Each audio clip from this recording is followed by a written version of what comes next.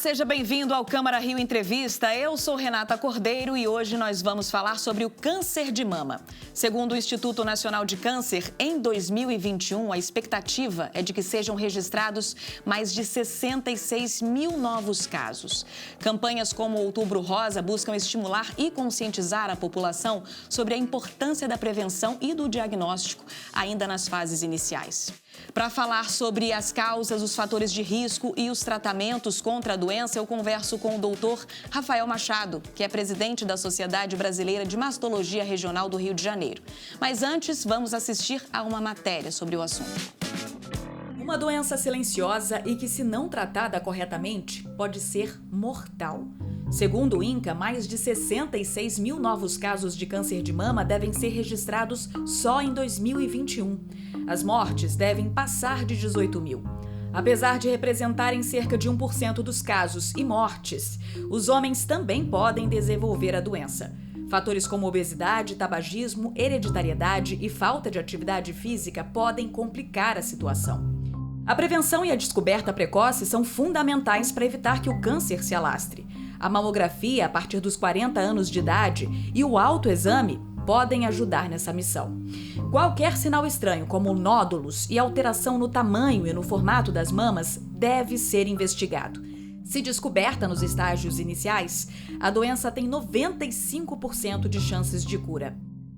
A Câmara Municipal também está nessa luta. Todos os anos, no mês de outubro, a fachada do Palácio Pedro Ernesto é iluminada de rosa, para chamar a atenção da sociedade sobre a importância do diagnóstico e do tratamento. Doutor Rafael, muito obrigada pela sua participação aqui no nosso programa, ainda mais para falarmos sobre um assunto tão importante, principalmente para a saúde da mulher, né?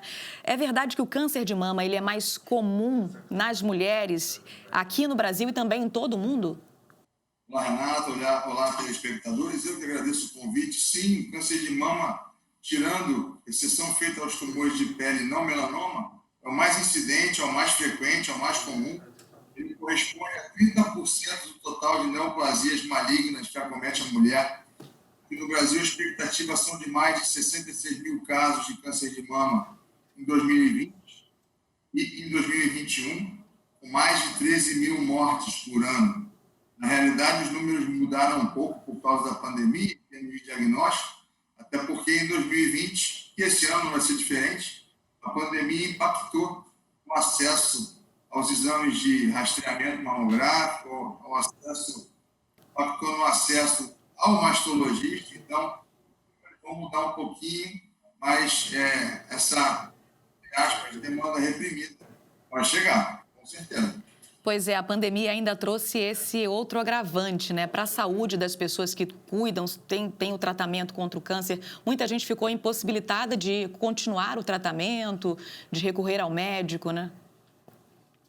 Ano passado, a estimativa feita pelo Ministério da Saúde e pelo Conselho Federal de Medicina foi que no SUS houve uma redução de 27 milhões de atendimentos no total no sistema. Em termos de saúde mamária, houve uma redução de 48% na realização de mamografia. Então, nesse universo de 27 milhões de assistências que não foram realizadas para toda a população, veja o impacto que isso teve na saúde da mulher no que diz respeito à mastologia. A gente teve uma redução de 48% na realização de mamografias, de rastreio ou em função de investigação de alguma queixa. Então, veja o impacto que isso vai ter mais à frente, né? Sim, sem dúvida. E o que é que causa o câncer de mama? Nós falamos muito sobre isso, mas existe uma causa para o câncer de mama? O câncer de mama ele é muito fatorial. Então, a causa dele não é uma só. Tem uma sucessão, uma série de elementos que favorecem de acontecer. Quais sejam? Primeiro, o estímulo hormonal feminino, associado ao passar da idade, onde as falhas no sistema de duplicação e replicação celular das células da gente vão acontecendo, e o sistema imunológico também não mais consegue reconhecer essas falhas. Então, esse é o ponto 1. No caso da mulher, além dessas falhas que acontecem em qualquer malignidade, o estímulo hormonal por si só, principalmente cíclico, ou seja, aquela mulher que engravida pouco, sobretudo se ela tem poucos filhos, e principalmente se ela tem esses filhos depois dos filhos anos de idade, a gente sabe que o risco é maior. Aquela mulher que menstrua mais precocemente e entra na menopausa mais tardiamente, ou seja, que tem mais ciclos de ovulação. Além disso, isso é inerente à mulher. Sem falar na carga genética, onde existem tumores relacionados à influência genética direta, mas esses genes que passam de geração em geração e são dominantes correspondem a um percentil pequeno dos tumores mamários, correspondem a 10% dos tumores que tem um fundamento genético direto dominante, de gente que passa de geração em geração. Elementos que estão associados a hábitos das pessoas que levam ao aumento do risco de câncer de mama, no caso da mulher, são ingestão de bebida alcoólica é fator de risco, sedentarismo é fator de risco, a gente sabe que obesidade é fator de risco. Então, a pessoa obesa, a mulher obesa, produz na gordura substâncias que são hormônios femininos que, obviamente, não são tão potentes quanto aquele predominante no ovário. Mas esses hormônios femininos na gordura, eles estimulam também a proliferação mamária. Além disso, outras substâncias que estão presentes na gordura, agentes inflamatórios, substâncias que estimulam a proliferação celular como um todo, tem alguns elementos que fazem isso, também leva à proliferação celular mamária. Essa proliferação celular errônea pode facilitar em algum momento a gênese do câncer de mama. Então, do ponto de vista comportamental, uma ingesta excessiva de carboidrato, ingesta excessiva de gordura, falta de atividade física sob orientação, ingestão de bebida alcoólica tem uma carga energética importante, a pessoa tende a engordar, obviamente, se faz uma ingestão alcoólica importante, e esses são fatores ambientais, comportamentais, que são fatores de risco também para a malignidade. Quais são os sintomas do câncer de mama? Renata, é muito importante que a paciente conheça as suas mamas. Então, isso tem até um nome em inglês, que é autoconhecimento mamário, que eles chamam de breast awareness. Né? Então, conhecer a própria mama é fundamental. Quais são os sintomas que a paciente pode me referir, ou referir para o mastologista? Bom, alteração de cor de pele, retração, abaulamento, ela palpa alguma nodulação, sobretudo endurecida, firme, uma placa muito dura na mama onde ela não tinha antes, saída de secreção pelo bico do peito, tipo uma água de rocha ou sanguinolenta. Ela palpa na axila, um gânglio aumentado, isso também pode ser um sinal importante para a gente. Então, são uma série de elementos que ela pode nos relatar, mas mais importante, se ela notou uma diferença na mama em relação àquilo que ela tem de habitual, reporta para o mastologista, para ele poder examinar e ver se tem algo que possa despertar nele uma suspeição. Existe uma situação que a gente chama de carcinoma de intervalo, para você ter ideia. É aquele que aparece clinicamente evidente entre o momento de fazer uma mamografia e outro. Qual seria esse momento ideal de fazer uma mamografia? Idealmente, para se fazer o diagnóstico mais precoce, a mulher deve realizar mamografia anualmente a partir dos 40 anos. Da mesma forma, fazer o exame físico com o mastologista de rotina a partir dos 40 anos, pelo menos uma vez por ano. Nada impede dela fazer isso antes, o exame com o mastologista, ou em situações especiais, às vezes, fazer mamografia a partir dos 30, por exemplo. Mas esses são casos diferentes, são casos especiais. Como eu estava falando, existe o câncer de intervalo. O que é isso? É aquele tumor que se apresenta palpável entre o momento de fazer uma mamografia e outro. Então, por exemplo, a paciente está habituada, exemplar, aos 45, 50 anos já está sempre fazendo a mamografia em março. Em agosto, ela palpou um nódulo na mama. Poxa, fiz minha mamografia agora em março, não tinha nada. Sentiu algo diferente, procura um mastologista. Não quer dizer que porque há 5 meses atrás estava tudo bem no exame físico da mamografia, que agora não possa acontecer de aparecer algo sério. Então, o exame físico, ela se autoconhecer é fundamental para a gente. Qualquer diferença, procura um mastologista que ele vai reexaminar e solicitar os exames complementares que têm que ser feitos. Tá ótimo, doutor. A gente já volta na nossa conversa, porque agora o Câmara Rio Entrevista vai para um rápido intervalo, mas você já sabe. A gente volta já. Não sai daí. O Câmara Rio Entrevista está de volta hoje conversando com o doutor Rafael Machado, presidente da Sociedade Brasileira de Mastologia Regional do Rio de Janeiro. O tema, você já sabe, é o câncer de mama. Doutor, no bloco anterior nós estávamos falando sobre a questão da importância da mulher conhecer o próprio corpo. Já vimos muitas matérias e muitos comerciais, inclusive, ensinando as mulheres a fazerem o autoexame. Esse autoexame, ele pode salvar a vida dessa mulher? O autoexame ele faz parte do autoconhecimento, ele é um dos elementos. Então, quando o tumor ele é palpável, nós médicos falamos que ele já é uma doença sistêmica, ou seja, habitualmente ele já mandou células à distância, até querendo fazer implantes, as raízes, metástases, né? Não quer dizer que ainda fez, longe disso.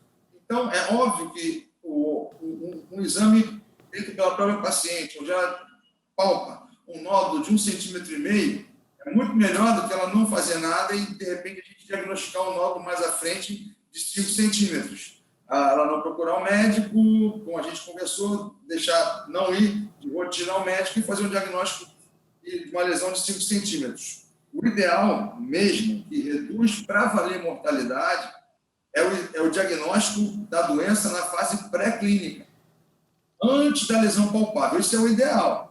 Mas isso a gente consegue fazendo uma mamografia de rotina, que nem a gente conversou, anual a partir dos 40 anos, se precisar complementar com ultrassom, se precisar ressonância magnética, enfim.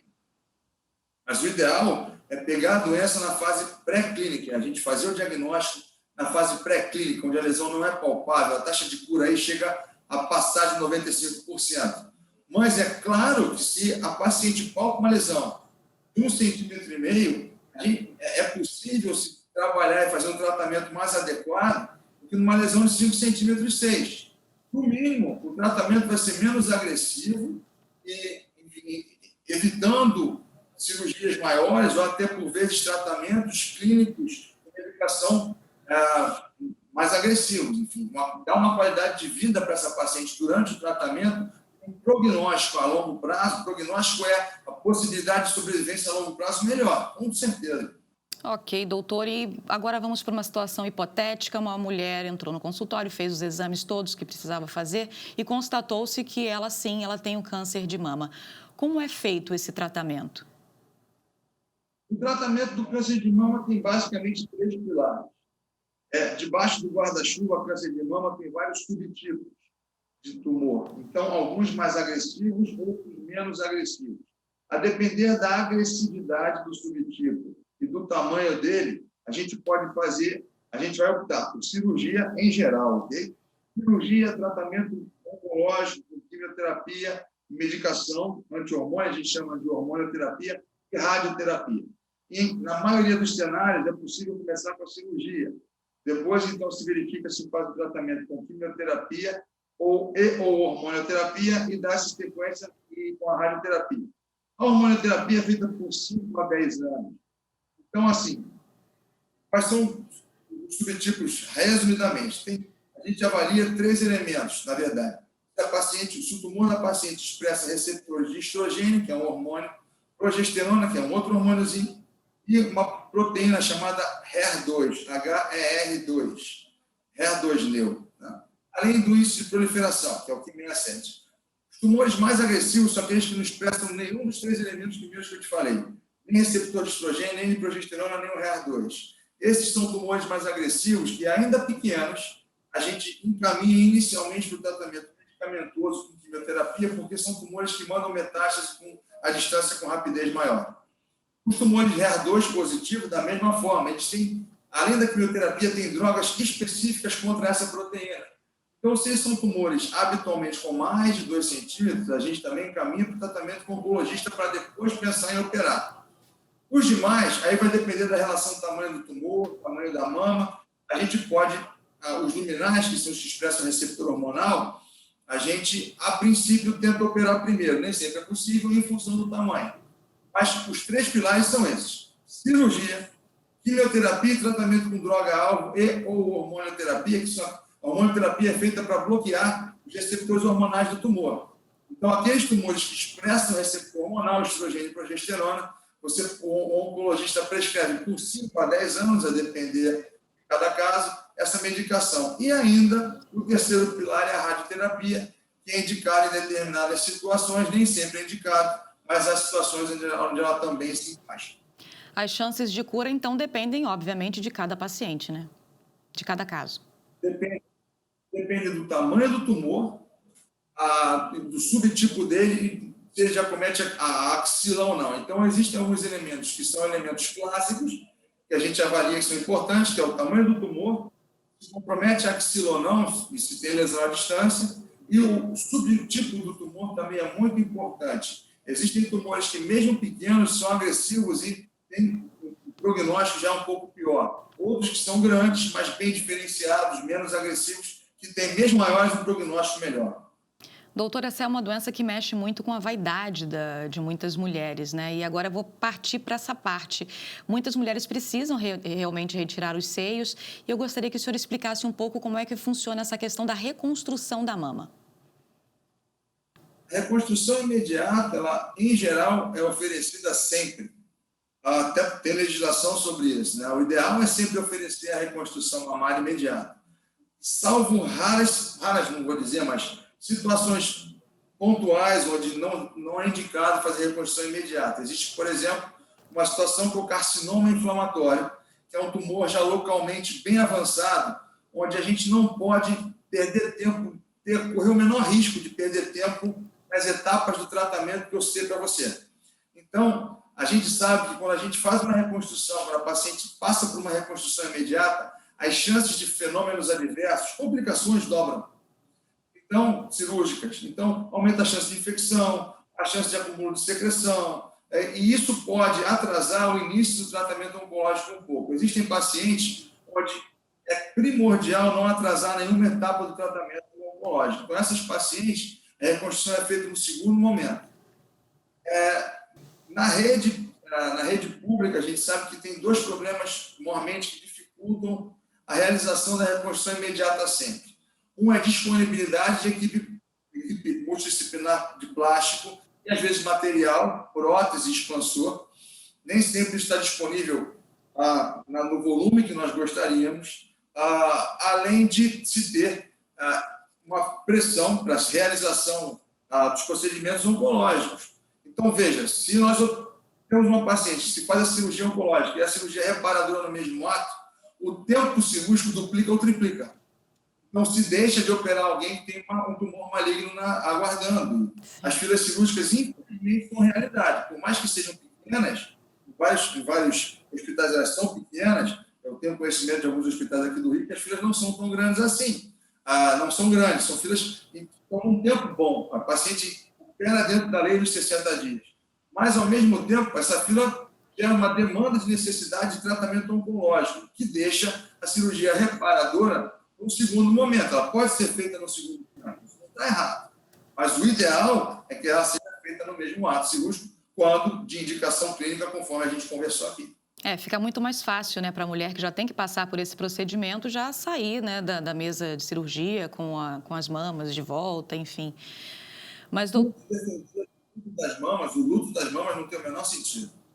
Tem o menor sentido.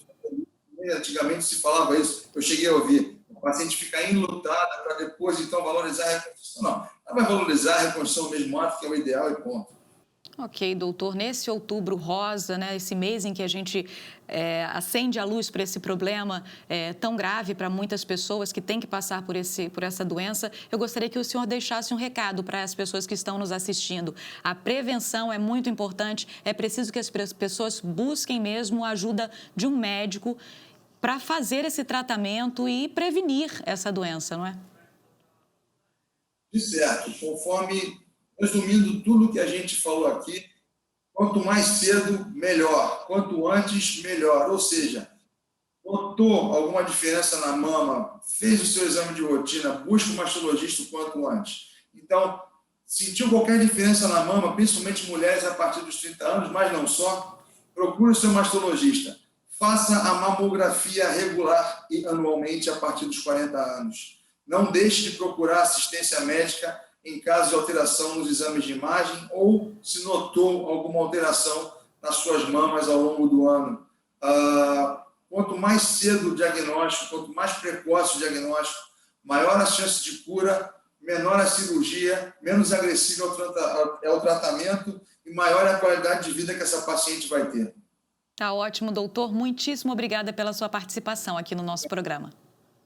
Eu que agradeço muito obrigado. E a Sociedade Brasileira de Mastologia Regional Rio de Janeiro fica à disposição. Muito obrigada. O Câmara Rio Entrevista dessa semana fica por aqui. Acompanhe as novidades da Câmara Municipal no nosso site câmara.rio e também nas nossas redes sociais pelo @Câmara Rio. Muitíssimo obrigada pela sua companhia e até o próximo encontro.